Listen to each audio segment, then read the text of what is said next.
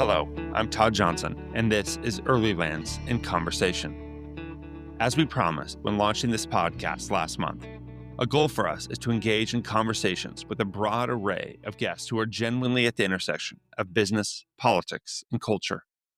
I think that many of our listeners are of the type who spend their days reading the Financial Times, The Economist, The Wall Street Journal, and most likely a PowerPoint deck or two. When they seek a break from their professional reading routine, I'm willing to bet that they look for works of fiction and perhaps a streaming series or film that are closely linked to the political and policy issues of the day. I can think of no better person who provides a bridge between front-page headlines and the craft of good fiction than the noted spy novelist, David McCloskey. David is a Sunday Times bestselling author of the novels The Seventh Floor, Moscow X, Damascus Station, and The Persian, which will be published this fall. His books are in development for film and television and have been translated into over a dozen languages. David is also the co-host of the hit podcast, The Rest is Classified. The pod explores authentic stories from the secretive world of spies and espionage and is downloaded more than 2 million times each month. David is a former CIA analyst. While at the CIA, he wrote regularly for the President's Daily Brief, delivered classified testimony to congressional oversight committees, and briefed senior White House officials, ambassadors, military officers, and Arab royalty. I'm very pleased to welcome David McCloskey to Earlylands in Conversation.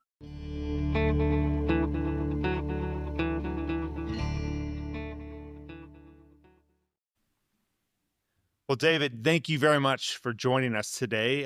Where are we catching you? Are you at home, I presume? I'm at home in Dallas, Texas. My children are, I'm sequestered in my office, and my children are screaming somewhere in the main house. But I've got some quiet out here. But it's a rainy spring day and otherwise lovely Dallas. Yes, fantastic. It's raining here in Barcelona as well. So, and I'm also hiding out from my family, so we can do that together. But no, thank you very much for taking the time to chat with us today. And I know you have been, you and I chatted last in Barcelona when you were on a book tour here in Europe. So you have the Persian coming up, right? So What are you wrapping up the last promotional tool and now getting ready for the Persian then?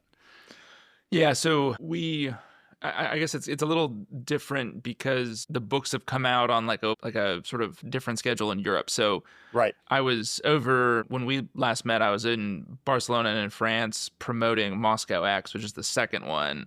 The Seventh Floor is the third one. That one's already out here in the States, and then the Persian's coming out in September in the States, and then early next year in the UK. So it's I'm all scrambled up. Depending on, I'm talking about different books on different days. Exactly, you've got to make sure you get your plot line correct. Yeah, that's right. Got to remember what's in these things, you know. Exactly. You got to slow down a little bit at least. That's right. That's right. So give us a brief walk through your resume as a writer. You know, we know you were first at the CIA, the agency for, was it 8 years, if I'm not mistaken? 7, 8 years? That's right. Yeah, 8 and just about. And then McKinsey for a bit, and then you jumped full-time into being a writer. You have 4 books, essentially, with The Persian coming out in a few months' time. 4 books under your belt. Another, I think, probably in the works. I'm sure you've got a draft somewhere on your laptop, right? And then multiple TVs and films under option, right? So how did you get here? Give us a little bit of a snapshot of how you came from an analytic desk at the agency to now writing your 4th book and the 5th in the works. Yeah. It was a very unplanned and seemingly kind of circuitous route. Start with the jump to CIA. I was an undergrad and I had no idea what I wanted to do with my life other than I wanted to do like stuff with foreign affairs, right? And maybe I want to travel. And then the CIA comes to recruit and it's like, oh, that's kind of cool. Literally that's the impulse is like, that's cool. So I'd get in somehow, miraculously, do that for a while. And, I kind of got to a point there where I wanted to try something else. I hadn't been in, plenty of people stay for 25, 30 years, right? And in fact, the sort of program I went through when I started was called the Career Analyst Program. The implication being that that's your career, right? You're an analyst. And I kind of got to a point after that, 8-year mark where I thought I would love to just get out of DC. My wife and I were there at that point and try something else. So I did the consulting thing for a while and found that was interesting, but at the same time, like, I think I was less interested in the problems, frankly, than the ones I had been looking at the agency. Sure, right. How to sell more of product X. Yeah, right? sell more sugar water. How do you, move more trains through this particular hub? I mean, it's not to like denigrate those as problems. It's just that I personally wasn't that interested in solving them. And I had written a little bit right after I left the CIA, like in this kind of interim 3 or 4 month period where this was prior to my wife and I having kids. She was in grad school, she was working full time. I was basically being a bum and I had nothing to do. And so I started to write. And I found in that just short period that I could sit down and write at a coffee shop. And before I know it, 4, 5, 6, sometimes 7 or 8 hours have just kind of, gone like that. I wanted to come back to that in some way, although I had no idea what form it would take. And then I got to a point at McKinsey where I said, I don't think I want to do this anymore. And they said, why don't you just take 6 months and figure it out? And then you can come back if you want to. And that's when I wrote Damascus Station. And it was honestly, I didn't go into the kind of period thinking, oh, I'm going to publish a novel. It was like, I'm going to have a writing project as part of this time so I don't go insane. Right? I mean, that's kind of how it started.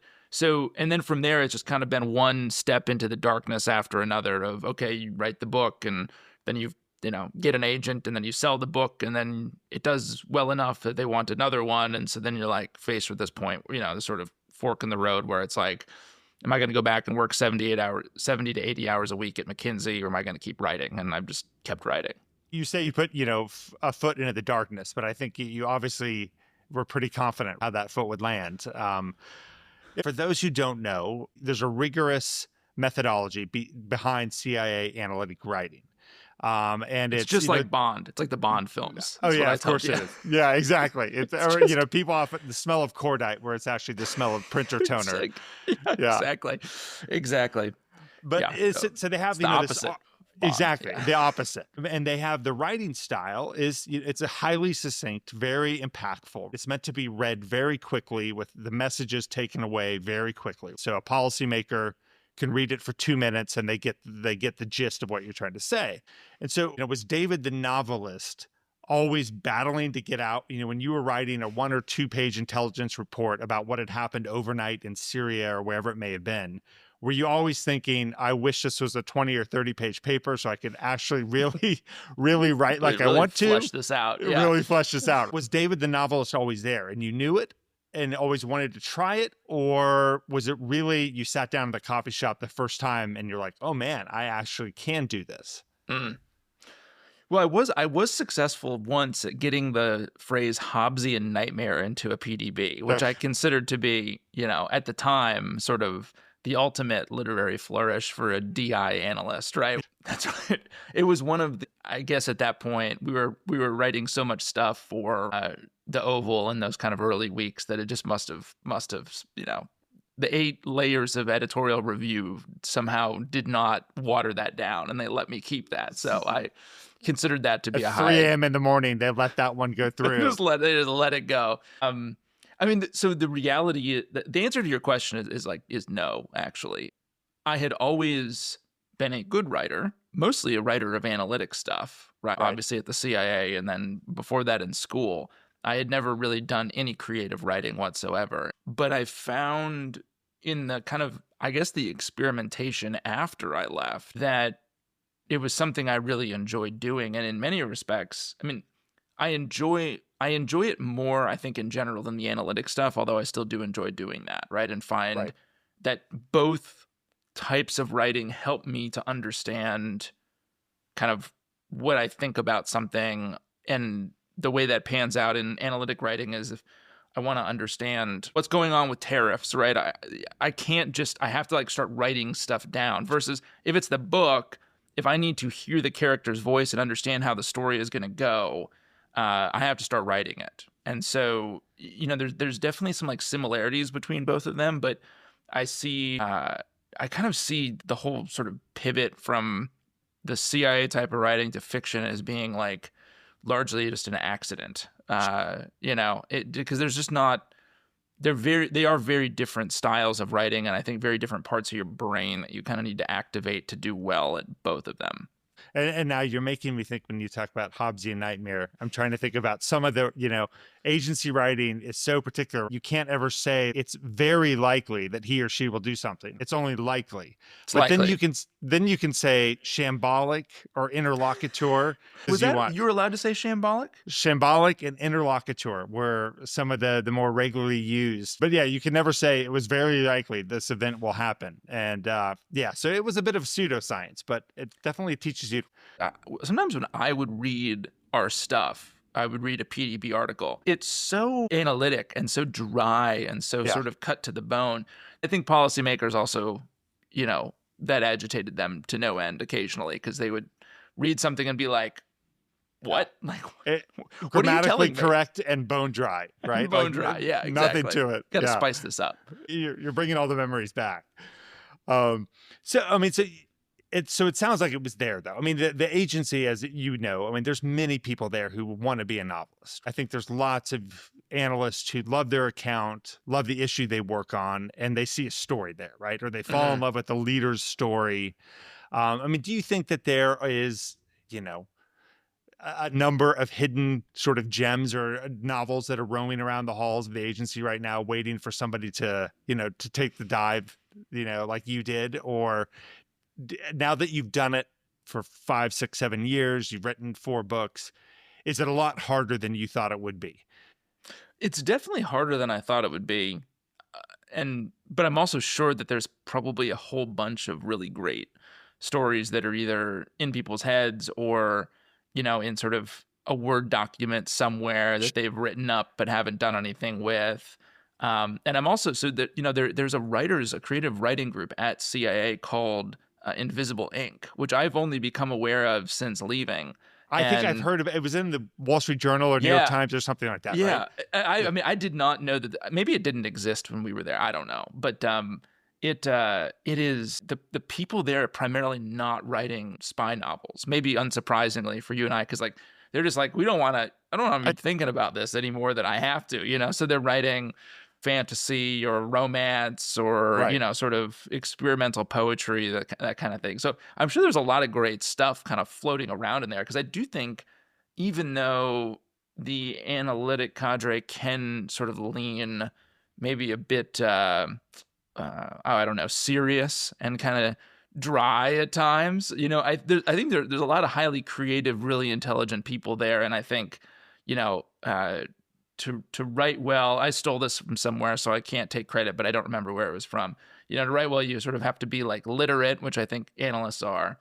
Right. Stubborn. Most analysts I know are very stubborn, and imaginative. And that might be the one that sometimes hampers our fellow cadre, but there's plenty of them, right? So there's going to be a lot of great candidates, right, for potential future novels. And as someone who loves reading in the genre as much as I love writing in it, I certainly hope there's more people who come out and write stuff. And that's a great segue to my next question. Then you and I had a great conversation here in Barcelona about some of our favorite near contemporary writers focused on the American West. You're in Dallas. I'm a kid from Kansas, and I think we both appreciate those who tackle the American West in a sympathetic way. You highlighted works like The Sun by Philip Meyer, which is actually sitting next to me, next on my reading list. When you were sitting at the agency or you were sitting in that coffee shop the first time, who inspired you as a novelist? What were you reading back in your days at the agency and you said, I want to do that, or I want to write like that? And who do you now, when you need some inspiration, who do you turn to?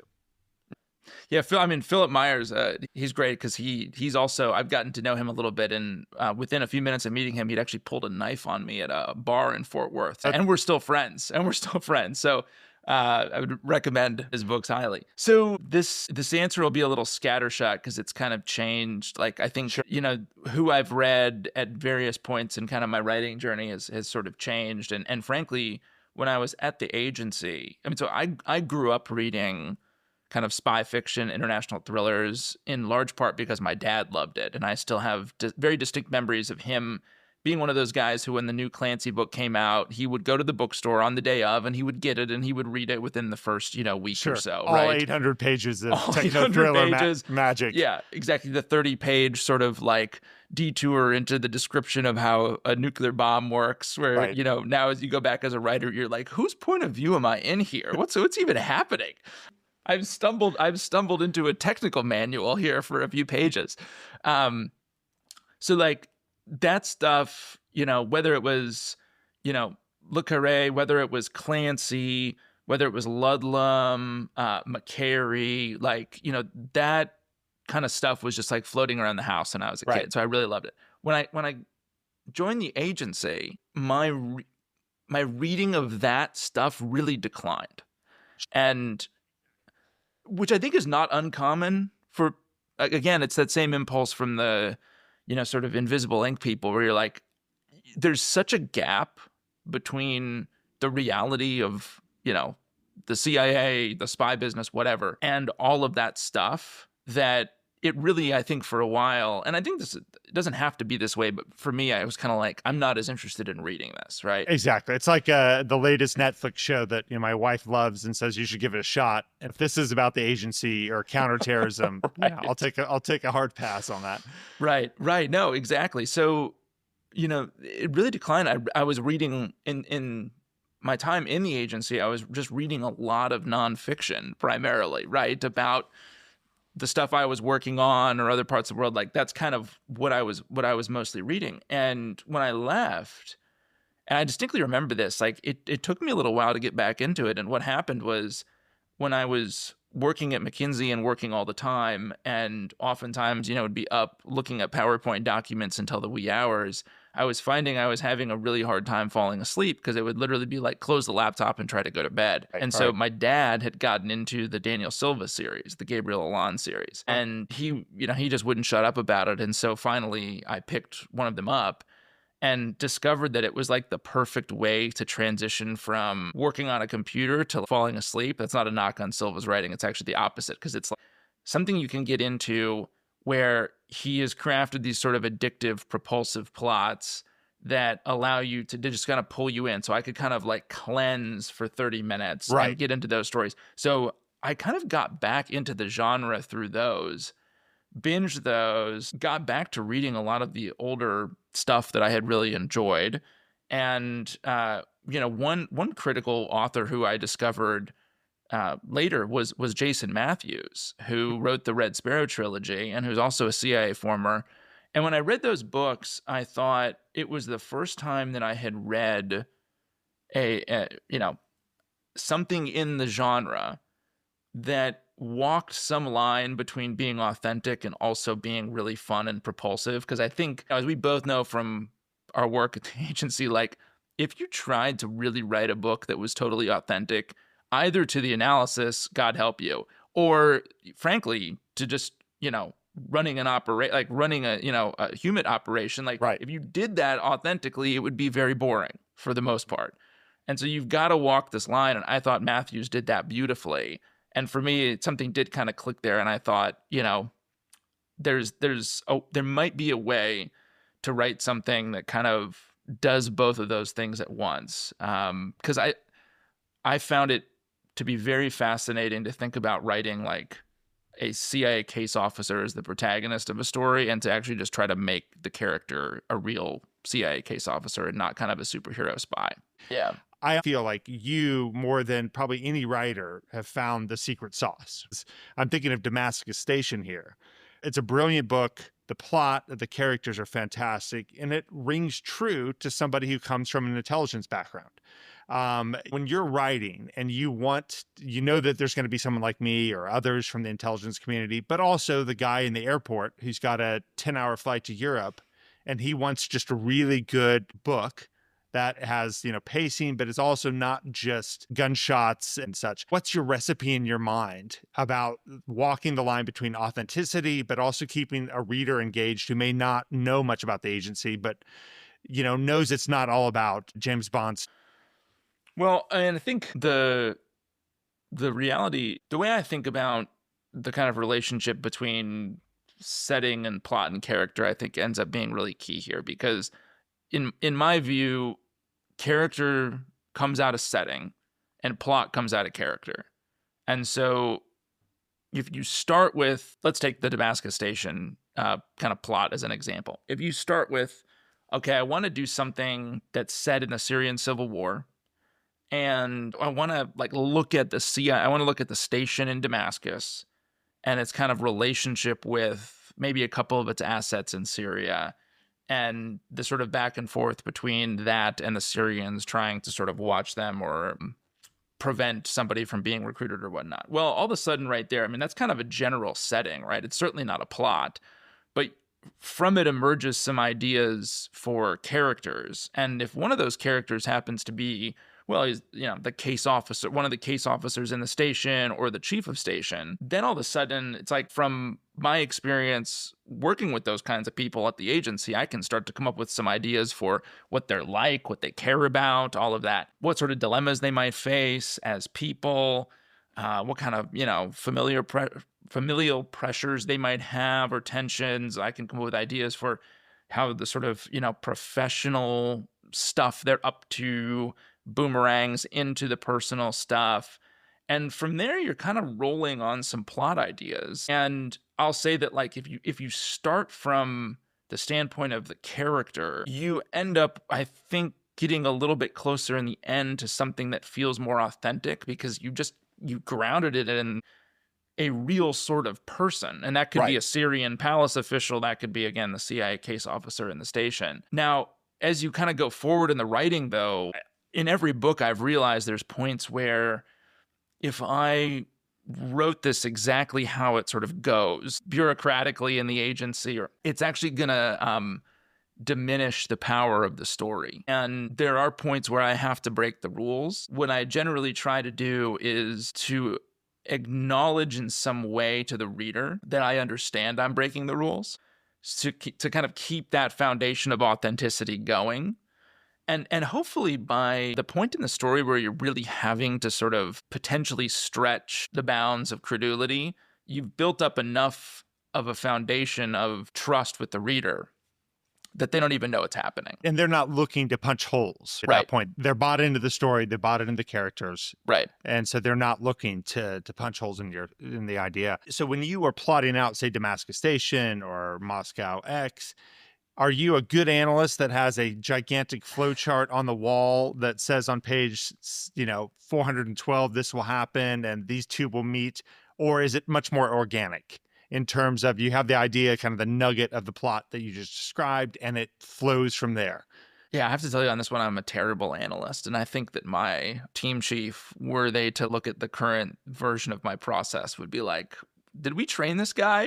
Is this what happened to this guy? He lost his way. So I have tried outlining in various forms. Early on, I tried to put together more detailed outlines. Even recently, as recently as the last book, I tried to put together something of a general kind of story arc that was just 4 or 5 pages. I found all of those efforts to be mostly a waste of time, in part because they work exactly opposite to the sequence I just laid out, from, work from setting to character to plot, and sort of let the characters figure out the plot. Whereas when I'm outlining things, I'm generally taking a plot first approach and I'm doing it early in the process where I don't really know who the characters are. Right. And so they've all those efforts at outlining things have collapsed. So what I now do is I'll start with the general idea.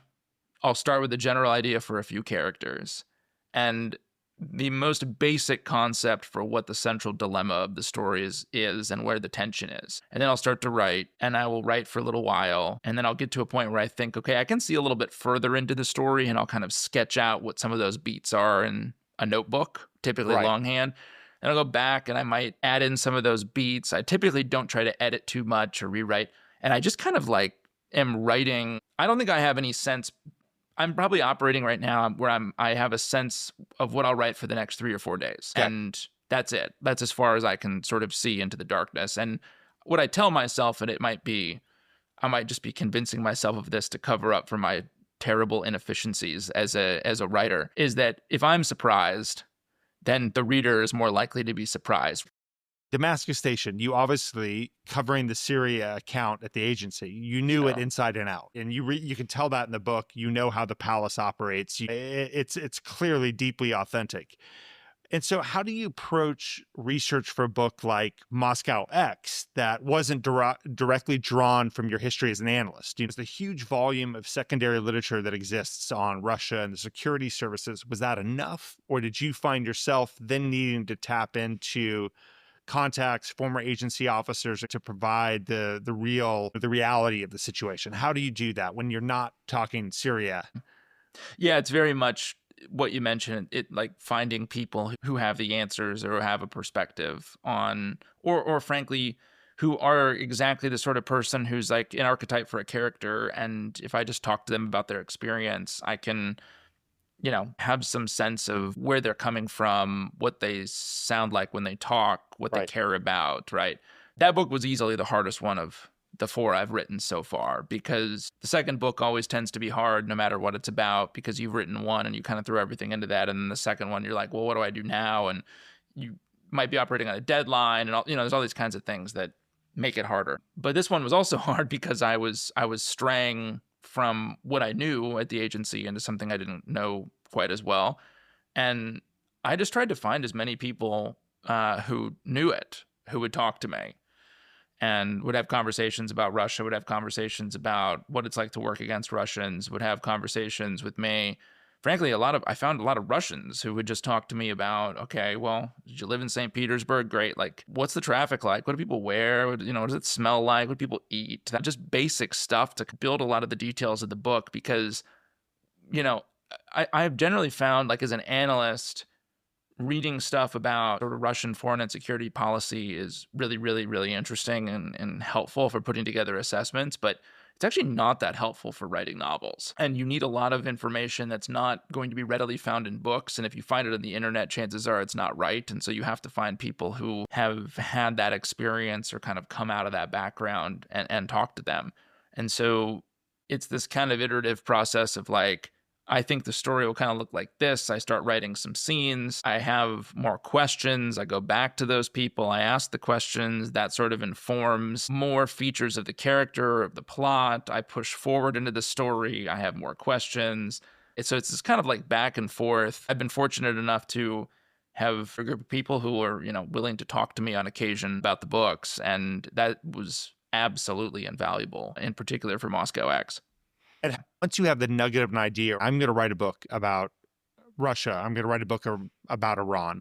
How much time do you devote to the research to say, all right, I want to sit down and literally put everything that I can down on paper or in my head before I start writing? Or are you writing within a couple of weeks of an idea coming, and then you're building up your intellectual database? Yeah. So my belief is that the story dictates everything, and it dictates who the characters become. It dictates how the plot develops, and it dictates the underlying research that needs to be done. And so I try to really not front load the projects with much research if I can avoid it. Quite literally, I might do a couple days tops up front to just get some, like I remember on Moscow X, right? I just needed some basic arc for like, where is Russia today? How should I think about the place at the highest possible level, right? So I did that for a couple days. And then I start to get into, well, who will these characters be? In general, where is the story headed? And then I use that to inform the research that needs to be done as I'm writing. Because I do believe that when push comes to shove, the story's got to win out. So it's also a way to avoid, real rabbit holes where you think the story's headed this direction and, okay, well, I'll do a bunch of research on this. And then you start writing and it totally pivots and you've burned, a bunch of hours on the phone with people, bunch of hours reading, and, it might have been interesting, but you're not going to do anything with it in the book. So you generally want to avoid that. Right. So you're not sitting there thinking, okay, this would not be this directorate within GRU that would do this. It would be that directorate, or it would not be this minister that would handle this issue. It would be that minister. You let that sort of develop, again, organically, let the Yeah. story lead. Yeah, I mean, there's a character in Moscow X, Chernov, who is the principal kind of Russian antagonist. And as the story went on, where he sort of sat bureaucratically changed a Right. lot. I actually think at one point I had to move him out of, I think I had started the story with him being in the GRU and he winds up being in the FSB. So that's, a bit of a career shift for the guy. And it was because it was like, I don't need to start with this perfect picture of who this guy is, but what I need to start from is what role does he play in the story? And then as I go, I sort of figure out where he sits in order to make his antagonism plausible as much as possible from a like bureaucratic, standpoint. So it's like a give and a take and kind of an iterative process. So let's just shift a little bit. You've come of age as an analyst and a novelist in a pretty tumultuous period, the height of the wars of choice post 9/11, then the Arab Spring. Now we have return of great power politics, war in Europe, etc. When you look back on your predecessors, Don Le Carre, Lynn Dayton, Graham Greene, even Eric Ambler, are the themes and the issues markedly different today than what they were writing about in 1970, 1950? Or are the themes pretty universal? That's probably like a PhD thesis topic right there. Put the analyst hat on and then summarize it for a policymaker, 2 minutes. Yeah, exactly. I'm not good at that anymore, Todd. You're gonna get a 400-page novel out of me. I tend to think that it's ultimately the themes that are being explored in the genre are more consistent than not over time. And I think many of the tropes of the genre are consistent over time. They just sort of take different forms and are, covered with different geopolitics or different kind of technological trappings. But I think the central bits of dialogue in the conversation in the genre over time between readers and writers are very consistent. There's a central piece of this, which is what can we really know about the people around us? There's a lot of dealing with sort of themes around betrayal and trust and deceit, right? A lot to do with love in all of these stories, or many of these stories, right? Sure. So a lot of the central human themes, I think, are consistent and frankly are just the stuff that any genre is dealing with. It's just kind of set up with in a different part of the, we're dealing with spies and analysts and case officers instead of werewolves and all this stuff from, from fantasy, right? I do think that the geopolitical environment today is an interesting one because in some ways it's like pretty much all the spy novels written in the Cold War were dealing with kind of very Cold War themes, right? And when we came out of the Cold War, you had novelists who were sort of looking around for different types of antagonists, right? Because they didn't have the Soviets anymore. And so you got more stuff with, international arms dealers and all this kind of... John Le Carre 1990s period where it felt like he was searching for a raison d'etre. Right? Who's the bad guy, right? I mean, that's the question. And I think we're kind of, we've gotten back to a place where like the Russians can be plausible bad guys again in a spy novel, right? But I think that this kind of political and cultural crisis that we find ourselves in has also made it maybe feel a little bit more like, for many of us, like maybe it's the enemy within, even just in us. And so I think spy novelists also are trying to figure out how do you write stories that aren't just, name your sort of espionage trope and then attach a random Chinese or North Korean or Iranian or Russian bad guy to it and go, how do you do something more interesting? And that's a big conversation. You also mentioned the role of technology, and we could probably spend a whole lot of time talking about that. But that's also a big one. Is just how do you maintain a focus on humans in a world where more and more of the interaction is not face to face. It's more digital. More of the information is digital, and the secrets can be taken via digital means with less involvement from people. Right. So you've got to find spy stories that still have humans at their center. Yeah, you think about AI and automation, but there are always going to be a human angle behind that. And I'm sure you will help us discover that. So speaking of what's next, we know the Persian is coming out, which obviously alludes to Iran as your subject matter. Can you give us a bit of a sense or even just a teaser of what's on your laptop now or sort of upcoming projects beyond what we've already discussed?